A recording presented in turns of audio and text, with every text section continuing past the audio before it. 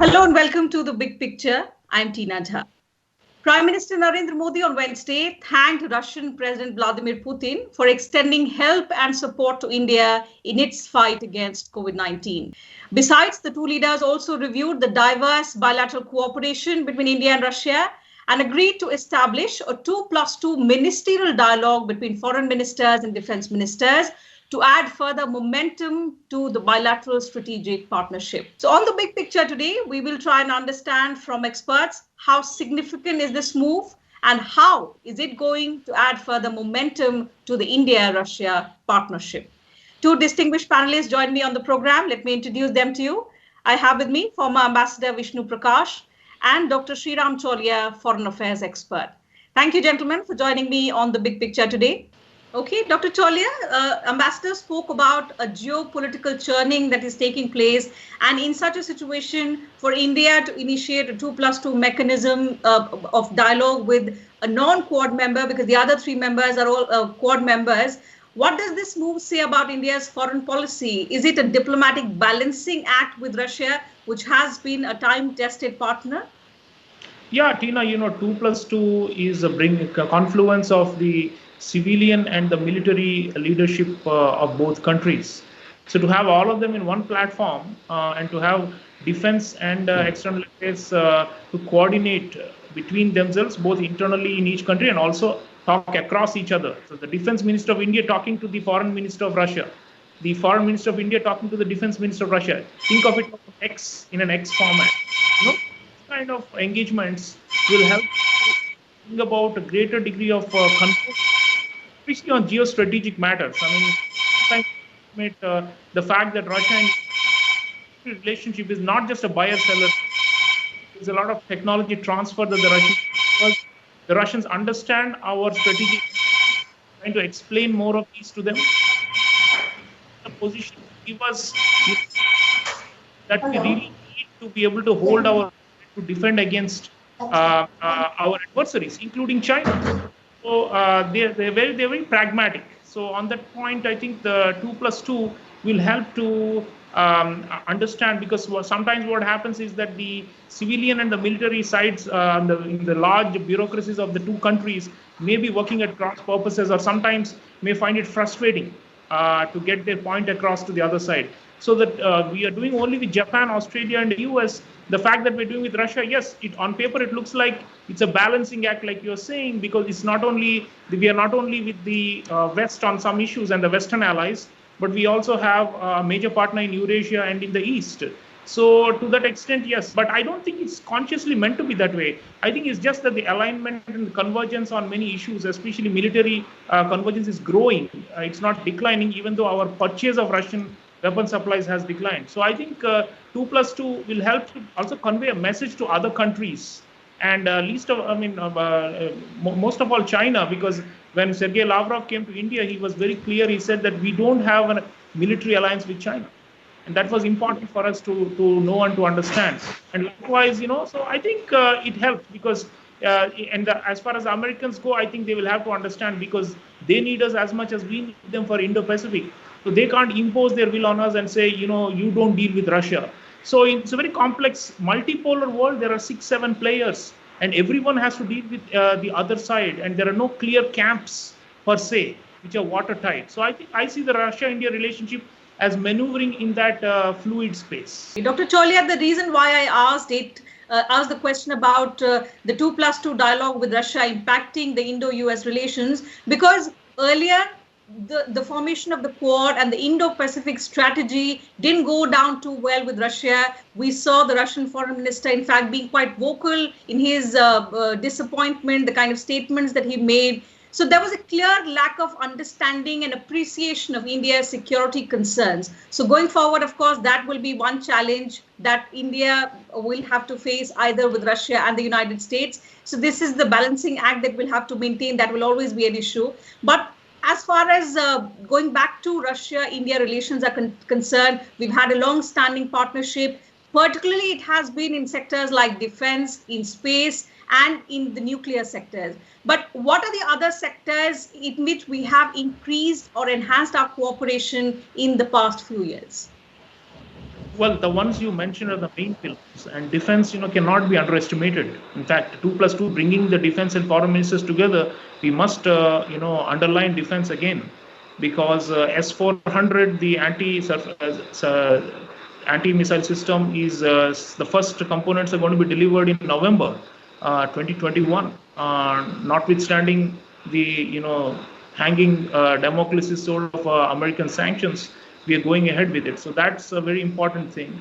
And then we also have, agreements for AK-203 assault rifles, Kamov helicopters. All these we are now co-manufacturing with the Russians.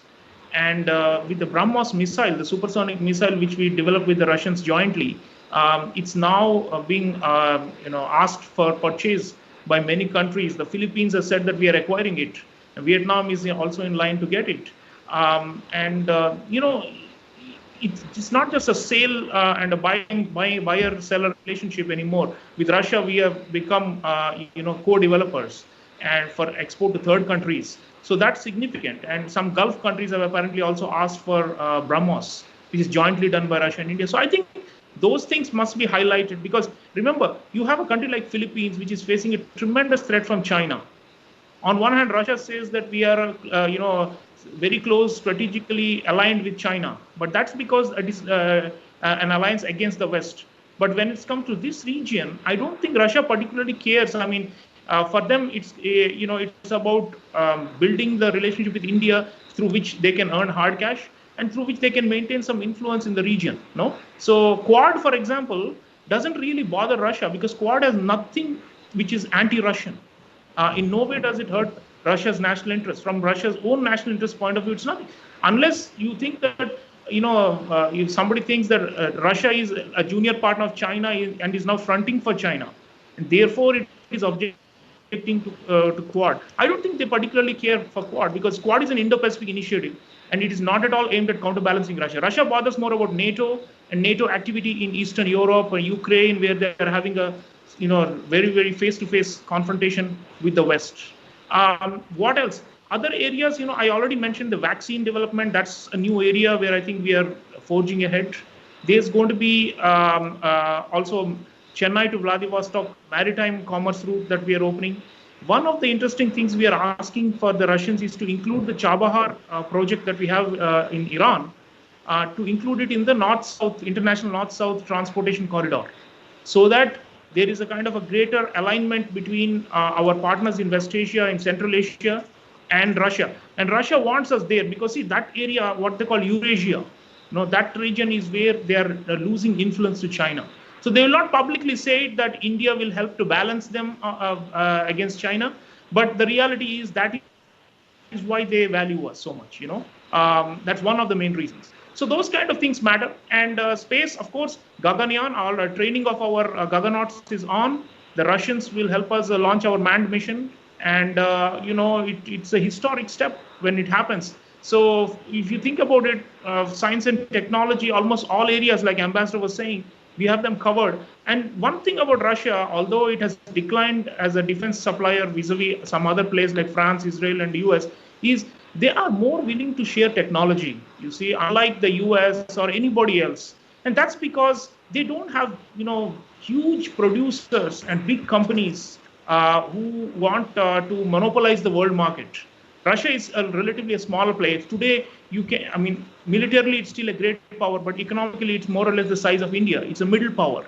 So they are not looking at India as a competitor or as a rival. You see, the problem with the US especially is they don't share technology because their companies want to dominate markets, including our own market. They don't want to give up anything, like we recently saw with the vaccine, raw materials and such things. So I think with Russia, it's when you say it's trusted, when we use that term, we really mean it, because there is no kind of a conflict of interest. There's no big conflict of interest. So I think we should not make too much of their objection to Indo-Pacific, the term, or they're saying that we don't want a Quad. Because remember, on one hand, they say we don't like Asian NATO, but on the other hand, they say that we have no military alliance with China.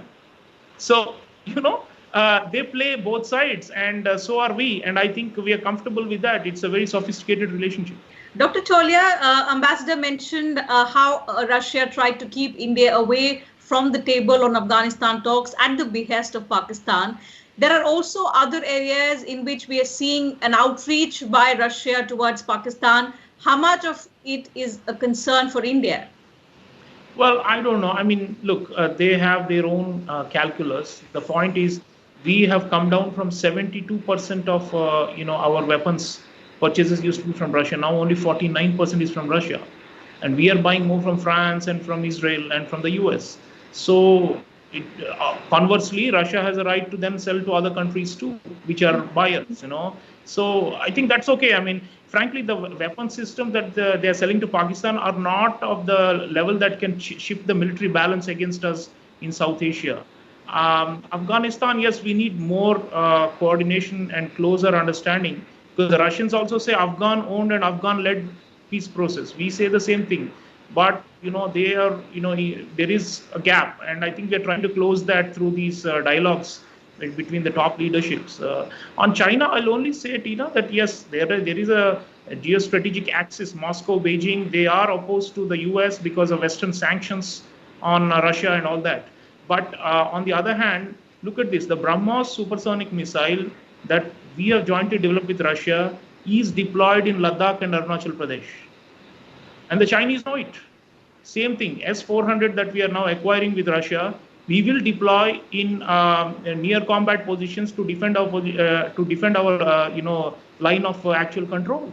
So, and of course, the Chinese also have got S-400, but that's okay. The point is, they cannot make incursions through aerial means once we have S-400. So what I'm trying to say is, yes, but if you take the sum of it all, Russia still helps us to counterbalance China. It's an unstated factor, and Russia also wants India to be there because they have a so-called internal balancing with China, even though externally the China and Russia together against the West. So it's complex, and once you go deep inside, Russia and China are, they keep on reinventing, as Dr. Jaishankar says, they keep on reinventing the convergence of interests. From the Soviet times, the post-Soviet times, and now the multipolar order. Every era of the last 70 years or longer, you find that Russia matters to India, and India takes Russia seriously. Absolutely. So with that, I'll have to call it a wrap on this edition of The Big Picture. Thank you once again to both my guests, Ambassador and Dr. Chaulia, for joining us on the program and sharing your thoughts with us and our viewers.